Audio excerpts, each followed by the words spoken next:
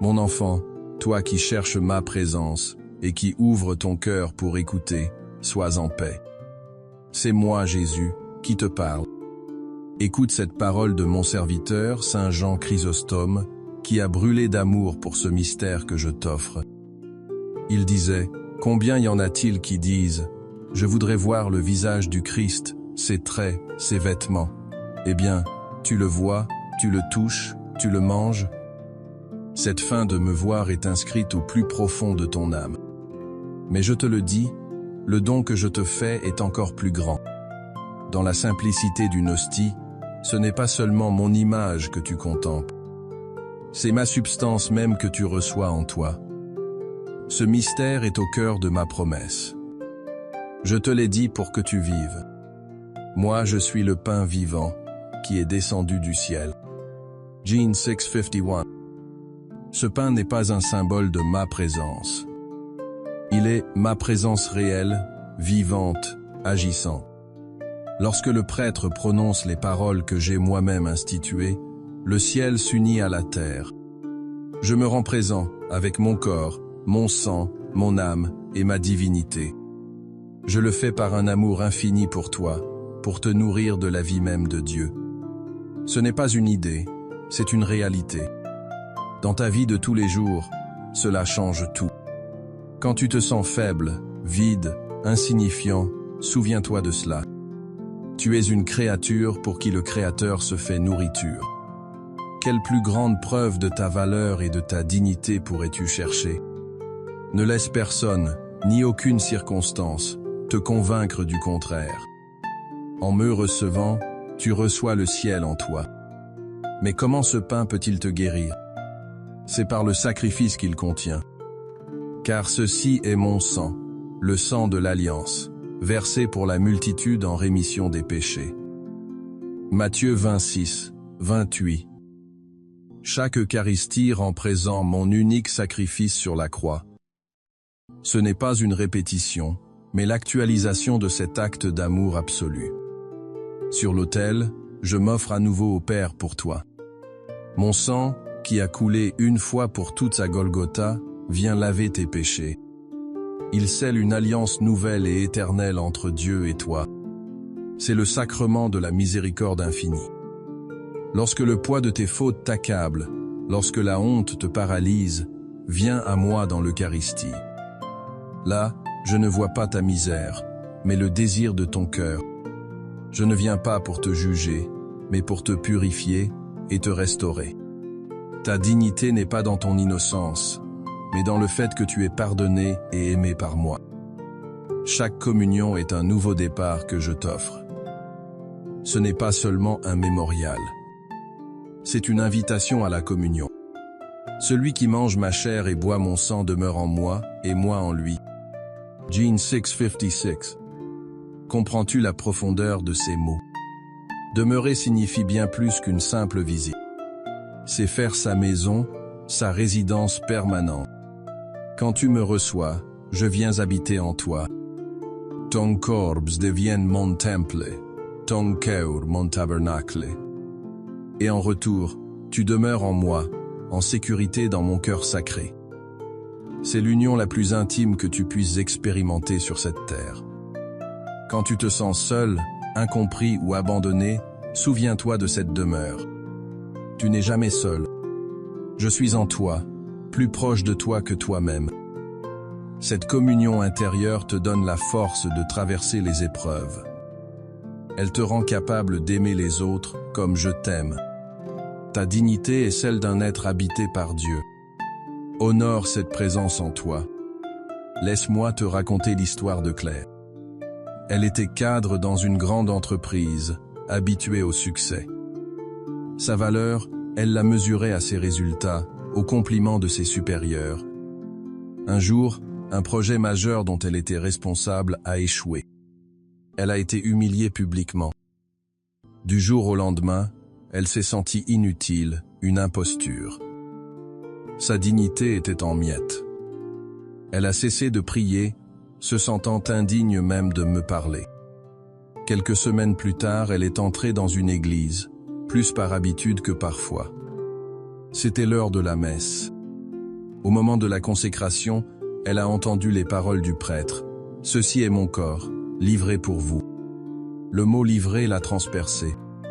Pas donné aux méritants, pas réservé aux vainqueurs, mais livré. Livré pour les brisés, pour les épuisés, pour les pécheurs. Elle s'est approchée pour communier, les larmes aux yeux. En me recevant, elle a compris que sa dignité ne venait pas de ses succès, mais de mon amour inconditionnel. L'Eucharistie est devenue son refuge, le lieu où, chaque semaine, je lui rappelais qui elle était vraiment, mon enfant bien-aimé. Vois-tu, je ne viens pas pour les parfaits, je viens pour te fortifier dans ta faiblesse. Venez à moi, vous tous qui peinez sous le poids du fardeau, et moi, je vous procurerai le repos. Matthieu 11, 28. Ce repos, je te le donne de manière sublime dans l'Eucharistie. Ce n'est pas une absence de difficulté, mais une paix profonde au milieu de la tempête. C'est la certitude que tu ne portes pas tes fardeaux seul. En me recevant, tu me laisses porter avec toi tes angoisses, tes peurs, tes tristesses. Tu m'unis à ta souffrance pour que je la transforme de l'intérieur. N'attends pas d'être parfait pour venir à moi. C'est précisément parce que tu es faible que tu as besoin de moi. C'est dans ta vulnérabilité que ma puissance se déploie. Laisse tes fardeaux au pied de l'autel. Permets-moi de nourrir ton âme fatiguée. Ta dignité est celle d'un être qui a le courage de reconnaître son besoin de moi et de se laisser aimer. Pense maintenant à Léo. C'était un jeune homme piégé dans des addictions qui le rongeaient. Chaque jour, il se promettait de changer, et chaque jour, il retombait. La honte était si grande qu'il se sentait sale, indigne de tout amour. Il avait déserté l'Église depuis des années, convaincu que Dieu l'avait rejeté. Sa dignité, il pensait l'avoir perdue pour toujours dans la boue de ses péchés. Un soir, un ami l'a invité à une heure d'adoration eucharistique. Léo a refusé, mais son ami a insisté avec douceur. En entrant dans la chapelle silencieuse, il s'est senti écrasé sous le poids de son indignité face à l'hostie exposée. Mais en restant là, dans le silence, il n'a pas senti un regard de jugement. Il a ressenti un amour patient, une attente silencieuse. Pour la première fois depuis des années, il n'a pas eu peur. Il s'est senti appelé par son nom. Cette heure d'adoration lui a donné le courage d'aller se confesser. La communion qui a suivi sa confession fut pour lui une résurrection. Il a senti physiquement que je lavais ses souillures et que je restaurais son cœur. L'Eucharistie est devenue sa nourriture pour le combat, le rappel constant de sa dignité retrouvée.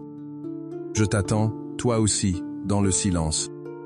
Là, je t'offre la vie en abondance. Je suis venu pour que les brebis aient la vie et qu'elle l'ait en abondance. Jean 10:10. Cette vie en abondance, je te la donne dans l'Eucharistie. Ce n'est pas seulement la vie éternelle après la mort.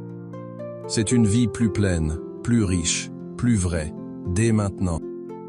C'est la vie de la grâce qui coule en toi, qui guérit tes blessures, illumine tes pensées et fortifie ta volonté. C'est la joie de savoir que tu es profondément et personnellement aimé. Ne te contente pas de survivre. Je veux que tu vives pleinement. Laisse-moi être la source de ta joie et la force de tes journées. Lorsque le monde te propose des bonheurs éphémères qui te laissent vide, viens te rassasier à la source de la vraie vie. Ta dignité est celle d'un héritier du royaume, appelé à vivre une vie divine dès cette terre. Pour que ma grâce porte du fruit en toi, je t'invite à poser quelques gestes simples cette semaine. Viens passer 15 minutes avec moi cette semaine, en silence devant le Saint-Sacrement. Tu découvriras que ma présence silencieuse guérit les bruits du monde en toi. Offre-moi une blessure spécifique, une honte, un échec, avant de me recevoir dans la communion. Tu me laisseras transformer cette parcelle de ta vie par ma miséricorde. Lis lentement le 6e chapitre de l'Évangile de Jean, en me demandant de te révéler mon amour.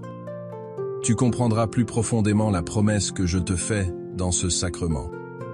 Après avoir communié, prends quelques instants pour me remercier de restaurer ta dignité d'enfant de Dieu. La gratitude ouvrira ton cœur à la vérité de qui tu es pour moi. Mon enfant, ne doute jamais de ta valeur. Dans chaque hostie consacrée, je suis là. Je suis là pour te rappeler ta dignité originelle, cette dignité d'enfant du Père, rachetée par mon sang et nourrie de ma vie.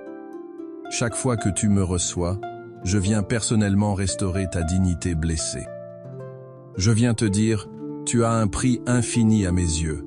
Laisse-moi t'aimer, laisse-moi te guérir. Mon enfant, si ces paroles ont nourri ton âme, laisse ici un signe d'amour pour que d'autres puissent entendre ma voix. Écris ta prière en ce lieu, et mes enfants la porteront vers le Père avec toi. Reviens souvent t'asseoir à ma table, je t'y attendrai toujours.